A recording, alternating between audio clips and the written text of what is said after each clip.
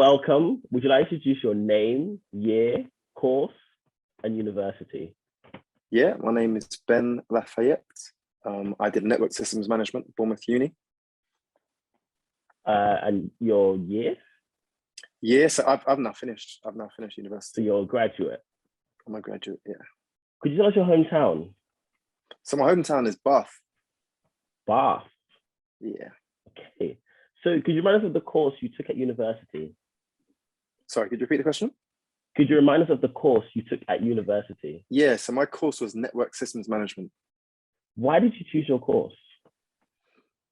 I chose that because I always had an interest in IT. And also from the background that I was in, I did sort of part-time roles in and around computing, but it wasn't anything in depth. Obviously, I knew the route to do that was to ultimately get a degree in IT and sort of go from there. So you've now finished your course, which is a 3 or 4 year course. It was a 4-year course. What did you think of your course?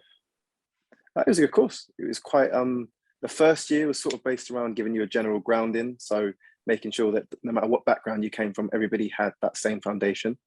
And then from there on, you sort of choose your individual courses that you really want to focus on. And then you had a placement year, and then obviously then you had your final year with your dissertation and stuff.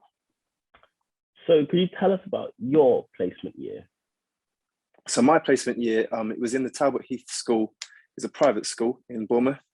And basically I was a junior IT technician. So I would help the IT manager with any normal day-to-day issues, as well as sort of looking into sort of new solutions for things that they need in and around the school. Okay. Can you tell us about in your opinion, what do you think the best A-levels / subjects are for your course? So A-level, so I actually took a slightly different route because a lot of people, when I was finishing school, was like, oh, let's go to college. Some were saying I'm doing A-levels. I decided to go to college because I wanted a little bit more. I didn't really want that thing that you get at school where you feel you're being told to do everything, whereas college you get a little bit more freedom. So I actually did a BTEC National Diploma in IT. And the grades for that you probably need, I think it was generally merits. I got a distinction and a merit. But the majority of people I know that were sort of on the course, there was 2 or 3 other people that have been to college. And again, they just got in with merit. So that's sort of the general guideline. Okay. So if we now go into Bournemouth University, what were the best and worst things about studying at Bournemouth University? Starting off with the worst. What was the worst thing? So this could be the university, the area, just in general, being a student. What was the worst thing about studying at Bournemouth?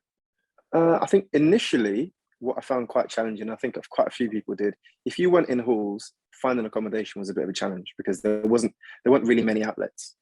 So it's just a case of sort of doing your own searching, speaking to as many people as you could, and going from there, really. That's probably the worst part initially. And also finding a part-time role because the majority of people that I knew, again, we're all looking for this sort of similar roles. So they would go quite quickly. So if you didn't know where to look or have an idea of what companies are offering the roles, you're not really going to find much.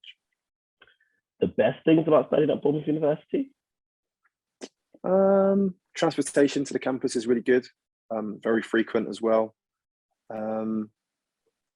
What else did I find quite good?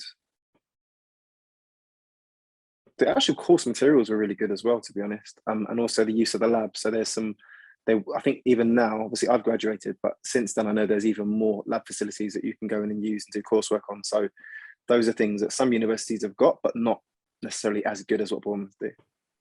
Okay. If we now go into where you were living while at university. I lived in private accommodation. So I lived in a flat. It was actually part of a holiday home. And it actually worked out really well because obviously in the summer months, they would rent out their property to people that would come every year. But obviously in the summer months, I would go back home. So it kind of worked. And it was actually relatively cheap as well. And then so I came back in October time, or late September, October time to then start my course again. And obviously my place was always there. So it's just nice to have your own space. Halls is okay, but I just heard too many horror stories of halls and I just thought, you know what, let me have my own place. And yeah, so that's why I chose that. Okay. So if you now go into the Bournemouth area, what is it like living in Bournemouth? Living in Bournemouth's nice. Obviously you've got the sea. and a really nice beach, which is more than a lot of places can say. It's quite a chilled atmosphere. People are quite friendly, quite open. You don't quite have a city vibe, which is kind of nice in a sense, because you're not looking over your shoulder, you're not concerned or anything, and it's not as fast paced as living in the city, but it's still nice. Still a nice place. If you were going to give advice to someone who's about to start university, what general advice would you give to students about to study at university? In general, studying at university, I'd just say, know what your goals are. You can come to uni, you can party, you can have fun. It's your first opportunity being away from home, and that's all good. But so long as you stick to your main goals, you're fine. You can still have a balance of everything. You will notice that you're not going to have anybody holding your hand. If you decide not to go into uni or not to do your coursework, no one's going to force you to do that, but you'll still have to pay for your fees. So for me, have a nice balance of everything. Do everything you need to, but just make sure that you do your work, basically. What advice would you give to students about to study at Bournemouth University? At Bournemouth University, again, pretty much the same. There's a nice balance of everything. They've got loads of things that you can do, loads of different activities, loads of different societies. And everything is it's in touching distance. You don't have to travel too far to do anything. So yeah, just come and enjoy yourself, but just keep your eyes on the prize, and which is obviously getting your degree. And finally, what advice would you give to students about to study your course at university? About to study my course, I'd say ask questions. There are quite a few people on my course, myself included, at times where you thought, oh, I won't ask that question. I don't want to seem silly. Ask questions. That's what they're there for. And also they're really helpful. So when I did find myself where I thought, you know what, I'm just going to bite the bullet. I'm going to ask now. Everybody was more than helpful. Like all your course tutors, even people on your course. So again, you sort of, it's weird. You kind of build your own little friendship circle within the people on your course as well. So meet up with them, talk, use all the facilities, use the library, use all the open learning spaces that are there. And yeah, just go work that way. It definitely works. Like I said, it might seem a bit daunting because you think you don't know people or you don't know your tutors, but it's their job to help you. And also they're very good at it. So they can point you in the right way for certain resources and things like that. So it's really useful. You chose going to university over an apprenticeship / going right into work. What prompted you to make this choice? Mainly because I wanted to, I think you can get a better ground and a better foundation from learning the theory. Of course, you learn a little bit of theory whilst you're doing an apprenticeship, but obviously you're working actively and the salaries aren't always that great. So I think that was the main thing for me. I was like, let me just keep my head in my books for a little bit longer and then go into the working world afterwards.